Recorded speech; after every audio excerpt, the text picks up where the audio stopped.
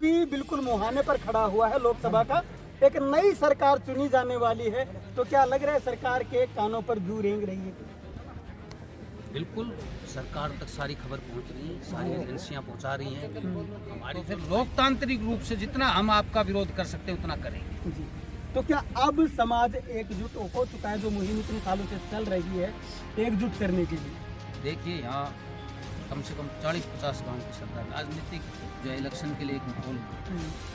और साथ में ये जो है ये एक लोगों के दिलों में ये बात जो है घर कर गई है कि भाई हमारे को और चीज़ों से कोई वो नहीं। हमने जो है जो रेजिमेंट के लिए हमारे साथ खड़ा होगा हम उसके पक्ष में। और हथियार हमारा क्या, हमारा हथियार ये है कि ये जो वोट है लोकतंत्र में जो हर 18 साल से ऊपर के जो बच्चे को जो वोट का अधिकार रखा है तो इसको हम सही तरीके से इस्तेमाल। जी। तो अब जो नेता आपके पास आएंगे उनको क्या कहना चाहते हैं? नेता वही है, वोट वही पाएगा जो से लगे हुए हैं, आज यहाँ पे पहुँचे हैं और इस टाइम पे जबकि इलेक्शन भी बिल्कुल मुहाने पर खड़ा हुआ है लोकसभा का। एक नई सरकार चुनी जाने वाली है, तो क्या लग रहा है सरकार के कानों पर जू रेंग रही है?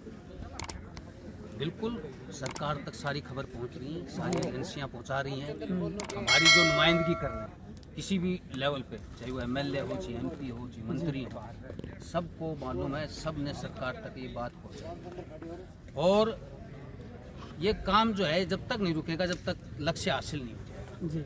अब लोग कह रहे हैं भाई जाड्डा है, कोई बात नहीं, जाड्डे में भी करेंगे। इलेक्शन हो या नहीं हो काम जारी रहेगा। जी। और लक्ष्य जब तक हासिल नहीं हो जाता, सर्दी गर्मी बरसात चाहे कोई चीज इलेक्शन का माहौल हो चाहे नहीं हो, चाहे कोई आए चाहे नहीं आए, आम आदमी को जगा के रहेंगे, जोड़ के रहेंगे। जी। और घर घर तक, गांव गांव, ढाणी ढाणी में जब तक ये गूंजेगा नहीं तब तक सांस नहीं लेगी। बिल्कुल। तो अब तो जब इलेक्शन का समय आ ही गया है तो जितने भी चाहे पक्ष के हो विपक्ष के हो नेता आते होंगे वोट बटोरने के लिए, आप लोगों के पास पहुंचते होंगे, झूठे वादे भी करके चले जाते होंगे। तो ऐसे में आप लोगों को कैसे यकीन होगा कि यही मेरे लिए काम कर दे? देखिए लोकतंत्र में सारी चीज खेल है भरोसे का। जिसको हम वोट दे रहे हैं पहली बात तो यही गारंटी नहीं वो जीतेगा। जीतेगा तो पता नहीं वो सत्ता में पहुंचेगा ही नहीं, सत्ता में पहुंचेगा तो पता नहीं आवाज उठाएगा ही नहीं। तो सारा जो खेल है वो तो पॉजिटिव एटीट्यूड पे है। जो हमारे पास में आ रहे हैं हम कह रहे हैं भाई हमारा कोई मुद्दा नहीं, हमने सड़कें नहीं बनवानी आपसे, हमने नाली खुदवानी। हमारा मुद्दा जो है पहले वो रेजिमेंट है। आपका अगर इसमें सहयोग है तो भाई हम आपको सहयोग देंगे, और अगर सहयोग नहीं है, आप इस मुद्दे के प्रति साथ में हमारे साथ नहीं खड़े हो तो फिर लोकतांत्रिक रूप से जितना हम आपका विरोध कर सकते हैं उतना करेंगे। जी। तो क्या अब समाज एकजुट हो चुका है, जो मुहिम इतने सालों से चल रही है एकजुट करने के लिए? देखिए यहाँ कम से कम 40-50 गांव की सरदारी खड़ी, मातृशक्ति भी आई थी।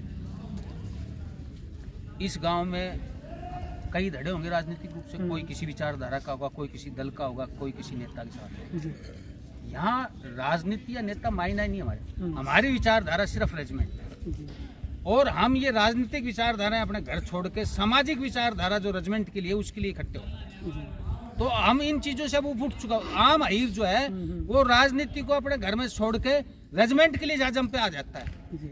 सारे भेद मिटा के, जो गांव का हो, चाहे गुआंढ का हो, चाहे जिले का हो, चाहे इलाके का हो, चाहे पार्टी का हो, कोई भी, चाहे वो बच्चा है, चाहे बुजुर्ग है, चाहे वो भूतपूर्व सैनिक है, चाहे भाई सिविल के अंदर है, चाहे मातृशक्ति है, सारी जो रेजिमेंट के ऊपर तो एक जाजम पे आ जाते हैं। ये जो आप देख रहे हैं छोटा सा गाँव है, बस हमारी आबादी हीरों की कम भी है यहाँ, लेकिन आप देखो कि पूरा ये जितना भी जो स्थल था सारा भरा हुआ है। और हर वर्ग का 10-10 साल के बालक भी थे, 95 साल के बुजुर्ग भी थे, मातृशक्ति भी थी। तो हमारा जो है ये विशुद्ध रूप से एक सामाजिक मुहिम है।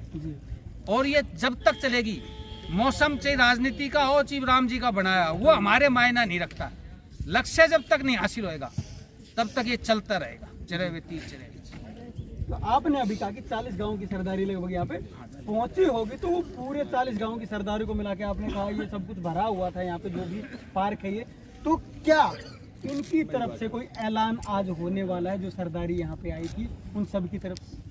देखिए अब राजनीतिक जो है इलेक्शन के लिए एक माहौल बन रहा है, और साथ में ये जो है ये एक लोगों को दिलों में ये बात जो है घर घर कर गई है कि भाई हमारे को और चीज़ों से कोई हमने जो है जो रेजिमेंट के लिए हमारे साथ खड़ा होगा हम उसके पक्ष में खड़े।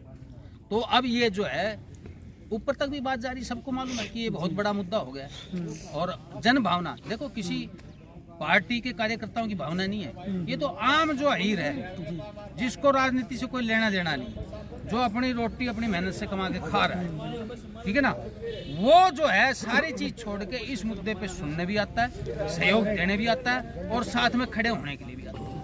तो ये चीज मायने रखती है हमारे लिए। और इलेक्शन का जहाँ तक माहौल है, बिल्कुल जहाँ जहाँ अहीरों की बस्ती है, चाहे वो आप मध्य प्रदेश का ले लो, चाहे राजस्थान का ले लो, चाहे गुजरात का ले लो, चाहे पंजाब का ले लो, चाहे यूपी बिहार महाराष्ट्र में, सब जगह आज ये मुद्दा है। हर आदमी कह रहा हमारे को और चीज पे चर्चा करनी ही नहीं, ये बताओ रेजिमेंट पे क्या कर रहे हैं। आज की तारीख में ये हो रहा है, कह रहे हैं कि ये नई भर्तियों में गुरखे नहीं हो रहे, गोरखों की करीब 40,000 के करीब नफरी है भारतीय फौज में, और कह रहे हैं कि अगर उनसे भरपाई नहीं होगी तो पहाड़ी क्षेत्र के अन्य वर्गों को लिया जाएगा। हम कह रहे हैं क्यों भाई, जिनकी रिप्रेजेंटेशन कम है, जैसे कौम अहीर की, उनकी आबादी के अनुपात में जो है रिप्रेजेंटेशन नहीं है, तो हमारे बच्चों को स्थान दो ना, क्या दिक्कत है। हम तो इनको पहले ही बता चुके हैं, आपके ऊपर सरकार के ऊपर किसी भी रूप में आर्थिक बोझ नहीं बढ़ेंगे। रेजिमेंटल सेंटर जैसे नागा का भी रेजिमेंटल सेंटर कुमाऊं में है, रानीखेत में, तो हम हमारा भी किसी के साथ अटैच कर दो, ची राजरीफ के साथ कर दो, ची कुमाऊं के अंदर कर दो, ची ग्रेनेडियर्स के साथ कर दो, ठीक है। और रही बात अगर ऐसे हो तो स्थान हिरवाल में जो हमारी जो जमीन है गांव में, हम दे देंगे, जैसे एम्स के लिए दी ना जमीन, रेजिमेंटल सेंटर के लिए दे देंगे, तो किसी तरह से कोई आर्थिक बोझ नहीं बनेगा।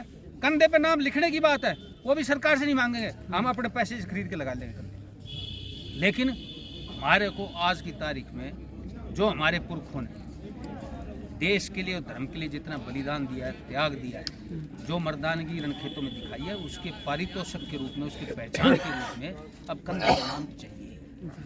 तो क्या नारा अब भी वही है, जो अहीर रेजिमेंट बनवाएगा वोट वही पाएगा? कल भी यही नारा था, आज भी यही है, और जब तक लक्ष्य हासिल नहीं हो जाता ये यही रहेगा। नारा दूसरा नहीं बदलेगा, नस्ल और खून नहीं बदलती, नस्ल और खून नहीं बदलती है। जिस दिन अगर हमारा ये नारा बदल गया, हम असल अहीर के बीज ही नहीं। जब तक नहीं बनेगी नारा, सिर्फ यही यही और यही रहेगा, वोट वही पाएगा जो अहीर रेजिमेंट बनेगा। तो एक यहाँ से संयुक्त ऐलान हो जाए, क्योंकि इलेक्शन की बात तो आपने बताई थी कि इलेक्शन तो चाहे हो ना हो, लेकिन अगर अब भी सरकारें नहीं बनाती हैं तो क्या करेंगे, आगे कदम क्या होगा? जन जागरण तो जारी रहेगा, जागरण तो जारी रहेगा। लोकतांत्रिक व्यवस्था में देखिए आप, हमने किसी भी मंच पे हमारे नए बच्चे आते हैं, बड़े जोशीले हैं, हम बच्चों को यही कहते हैं कि बेटा लोकतंत्र में एक व्यवस्था बनाएगी। हम नहीं चाहते कि हमारे ऊपर ये ठप्पा लगे, हमारी ये छवि बने कि भाई ये राष्ट्र विरोधी है। जैसे कई आंदोलनों में आपने देखा ना कि राष्ट्रीय संपत्ति को नुकसान पहुंचाया जाता है या समाज के किसी अंग का जो है नुकसान करा जाता है। आप ये देख लीजिए, अकेली ऐसी मुहिम है, इसके पुस्तक भी लिखी है डॉक्टर टी श्री राव ने, कि शांति प्रिय तरीके से ये मुहिम चल रही है इतने लंबे दौर से। कौम की छवि पे आज तक कोई दाग नहीं, कोई उंगली नहीं उठा सकता। ये जैसे अभी ये जिस इसमें दूसरे जैसे जाट और राजपूत भाई बहुत हैं यहाँ पे, दलित वर्ग से भी भाई आए थे, क्यों आते हैं?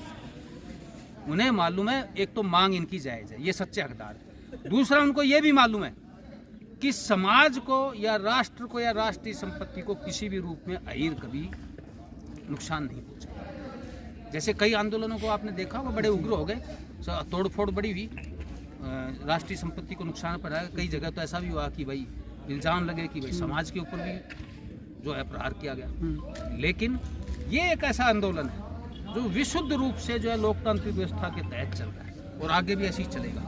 और हथियार हमारा क्या? हमारा हथियार ये है कि ये जो वोट है लोकतंत्र में, जो हर 18 साल से ऊपर के जो बच्चे को जो वोट का अधिकार दे रखा है, उसको हम सही तरीके से इस्तेमाल करें। जी, तो अब जो नेता आपके पास आएंगे उनको क्या कहना चाहते हैं?